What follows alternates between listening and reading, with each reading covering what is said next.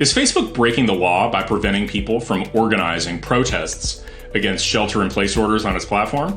It's an interesting question. Looks like they might actually be doing that. Breitbart reported today that Mark Zuckerberg said that the lockdown protests are misinformation and that Facebook would ban the organizers. This is based on a tweet from Oliver Darcy from this morning. Quote, anti-quarantine protests are being organized through Facebook in California, New Jersey, and Nebraska are being removed from the platform on the instruction of governments in those three states because it violates stay-at-home orders, Facebook spokesperson Andy M. Stone tells Donny. That's pretty remarkable. Not just that Facebook's doing it on its own accord, but that they're doing it on the instruction of the governments. That led Mike Cernovich to ask Representative Paul Gosar if he would refer this matter to the Department of Justice because, quote, Facebook has admitted it is conspiring with state and local governments to deprive citizens of their rights. And indeed, Representative Gosar has said that he intends to refer this to the DOJ and reach out to them.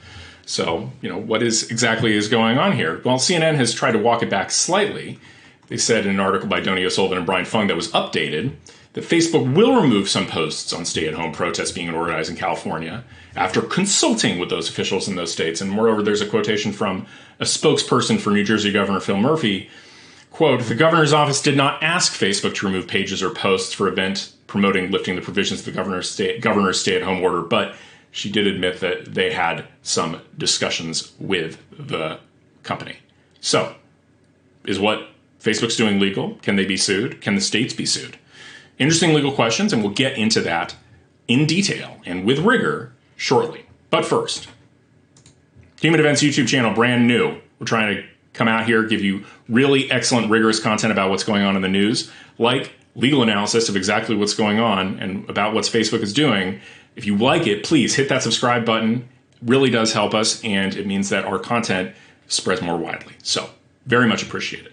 Now, back to the question.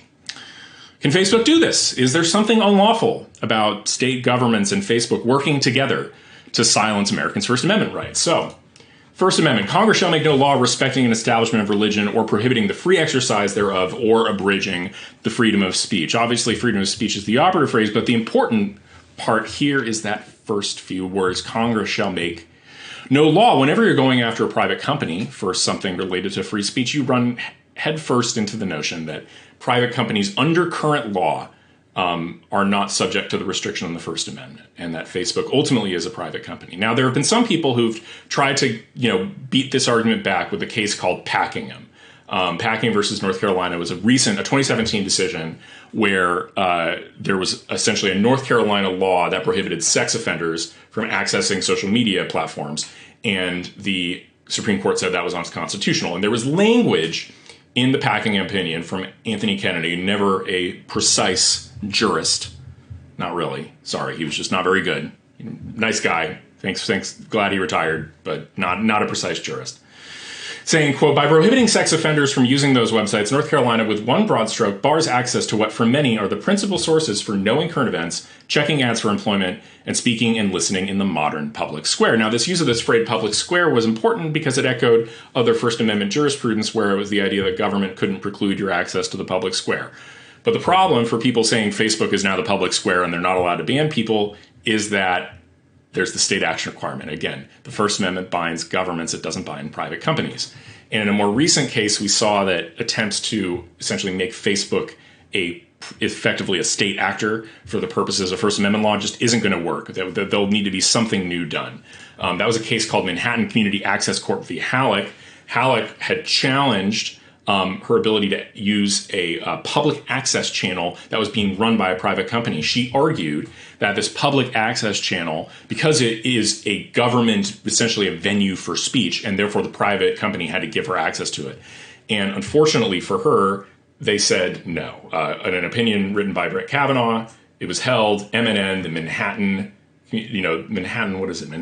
Neighborhood Network was not a state actor subject to the First Amendment. The Free Speech Clause of the First Amendment prohibits only governmental and not private speech, and that a private entity may qualify as a state actor when it exercises powers traditionally and exclusively reserved to the state, and ultimately decided that running public access channels has been done both by governments but also by private actors, which means that simply running a public access channel does not make you a state actor subject to the First Amendment. So That's not the easiest way. Simply saying Facebook's the public square, therefore they have to let everybody speak, therefore they can't ban the organizing of these protests. That's just not going to work. It's not the way the law is going to work. But there's something else in this opinion, and there's something else in First Amendment law that may be available to challenge what Facebook and these state governments are doing. In Halleck, it explained the different categories when there can be state action, or when the court can say there was state action in a private entity's restriction of speech. It says, quote, under this court's cases, a private entity can qualify as a state actor in a few limited circumstances, including, for example, when the private entity performs a traditional exclusive public function. That's the Halleck case, again, the idea that's the argument there, the idea that it was public access channels were a public function. But then the second one, this is the key part. When the government compels the private entity to take a particular action. Sounds pretty familiar. Yeah. Citing a case called Bloom v. Uretsky. So we'll go to that case. It's a 1982 case that had to deal with, essentially they were suing Medicare providers for denying things. So I'm not super familiar with the actual facts. Horribly sloppy of me, but I don't need it because I want to get to essentially the rule that Bloom laid out and the way of thinking about when is state either coercion or encouragement too much. So here's the relevant portion of this opinion that captures this potential event where there's state action even though a private company is doing the censorship. Quote, second, although the factual setting of each case will be significant, our precedents indicate that a state can normally be held responsible for a private decision only when it has exercised coercive power or has provided such significant encouragement, either overt or covert, that the choice must be in law deemed to be that of the state. Citing cases. And then also, this is an important caveat, mere approval or acquiescence in the initiatives of a private party is not sufficient to justify holding the state responsible for those initiatives under the terms of the 14th Amendment. So it has to be more than just acquiescence in what Facebook's doing, more than mere approval. They have to either coerce them, force them to censor, or so strongly encourage them that the censorship can be deemed a state action, as though the action of taking down these pages can be attributed to the state government of New Jersey. And that's going to be challenging, but it's still possible. For example, so Reason put out an article by Robbie Suave talking about how Facebook removed coronavirus information, but will only ban lockdown protests if they violate social distancing, and that a company spokesperson was saying, unless government prohibits the event, we allow it to be organized on Facebook. So they were putting this out. This is sort of a little bit of PR that Facebook's doing here to say, no, we're not trying to ban every protest. Just the ones that are unlawful, just the ones that violate social distancing. And funny enough, we're going to do another video about the lawfulness of stopping these protests, but that's for a later date. The thing I want to focus on is, again, even Suave talks about how at the behest of state governments, Facebook has indeed taken action against some anti-quarantine protests. And he links to the Oliver Darcy tweet. Anti-quarantine protests are being organized through Facebook, California, New Jersey, and on the instruction of those governments. Right? So it's basically saying the governments told Facebook to take down the pages and then they did. But again, that's could be problematic. Andy Stone is the Facebook's head of communication, and Mike Davis, who is the head of the Article 3 project and of the Internet Accountability Project, both one relating to the appointment of more conservative judges to the federal bench, the other about holding big tech accountable, talks about that, how he is proudly retweeting evidence that Facebook is involved in a criminal conspiracy with state and local governments to retaliate against Americans for exercising their First Amendment rights. CNN is, as a result, it seems like CNN and Facebook are kind of walking it back. Again, remember that CNN article talking about how Facebook has been reaching out, but here's the spokesperson for the New Jersey governor saying the governor's office and Facebook had been communicating, but the government didn't ask Facebook to remove the pages. That's in tension with Oliver Darcy's tweets that says it would be removed on the obstruction of Facebook.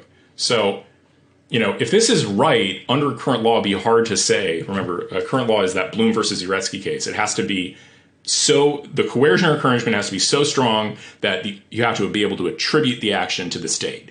And if they're telling the truth here that, New Jersey never really asked and Facebook just kind of did it on its own, then it's not going to be something you can stop with the First Amendment. But if Oliver Darcy is right and these state governments instructed Facebook to take down these protest pages, could easily be a First Amendment violation. Now, but let's take a step back. That's the legal question, and that honestly will be enough to potentially open up a lawsuit. A lawyer could go into court and say, upon information and belief, I think the state of New Jersey ordered Facebook to take down these pages. And that's something you could put out there, and that would be plausible given tweets like Oliver Darcy's. You wouldn't just be making it up. Like, you have some basis to get into court and say, and allege at least, that Facebook did in fact take orders from the New Jersey government, and that violates the First Amendment.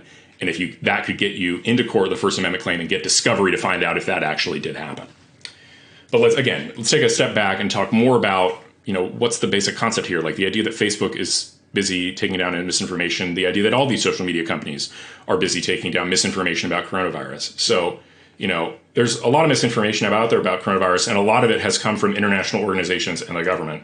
Here's the World Health Organization talking about how preliminary investigations found no clear evidence of human-to-human transmission. Here's the World Health Organization more recently on March 1st saying that you don't need to use masks and they're not effective at stopping the spread of coronavirus. And here's the Surgeon General on February 29th saying the same thing. This was nonsense because we know that coronavirus spreads asymptomatically. And if it spreads asymptomatically, it means you don't know you have it when you are contagious, which means that everybody, conceivably, the ethical approach is to behave as though you are contagious and wear a mask when you're out in public or near people. So this was straight up misinformation about coronavirus that could have hurt public health, published by the U.S. Surgeon General and the World Health Organization. That's kind of the first level problem. Is even in a world where Facebook and Twitter could affirmatively determine what's true and what's not, like, are they going to ban the World Health Organization? Are they going to ban the Surgeon General? They can't do that, which is why they should just stay out of this entirely, right? And we're saying this as people, who have been very harsh on the coronavirus and very strong against people who we think are spreading misinformation.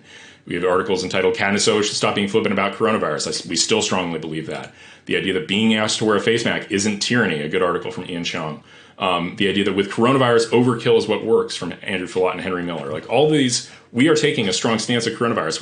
We don't like all the misinformation out there, but that doesn't mean it's the role of Facebook to be policing the public square, because they certainly are just going to butcher it. They're not going to do a good job of it. And they certainly shouldn't be preventing people from organizing protests to collectively express their First Amendment rights. Like, whether or not those protests, like, as structured, are lawful, very difficult, interesting question, because it is a public health emergency. We'll get into that in a later video, but certainly Facebook should just stay out of the picture entirely. But they're not. They're deciding to intervene. They're deciding to do all these things, and they're trying to get away with it. And they're acting as the handmaiden of governments. How do we stop this? It's simple. Make platform access a civil right. You should have the same right to use Facebook and Twitter that you do to speak in a public park, because speaking in a public park is a lot less relevant to having a meaningful First Amendment right than it is to speak on Facebook and Twitter, which are the center of modern discourse and the modern public square. If that were the case, Facebook couldn't just ban people for organizing these protests willy-nilly and do something that's very, very harmful to their life. Think about how much you need Facebook as a means to communicate with people. Think about Twitter as a means of influence. This shouldn't be the way the world works, and we should be talking about how to make platform access a civil right.